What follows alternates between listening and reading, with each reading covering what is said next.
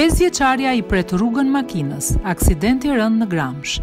Një vajzë 5 vjeç është plagosur ditën e sotme nga makina. Ngjarja e rënd ka ndodhur në Gramsh, ndërkohë që raportohet se vajza është dërguar menjëherë në spital. 5 vjeçarja mësohet se është jashtë rrezikut për jetën, ndërkohë që raportimet paraprake tregojnë se vajza i ka ndërprer rrugën makinës. Është arrestuar dhe drejtuesi i mjetit SD 32 vjeç nga Gramshi.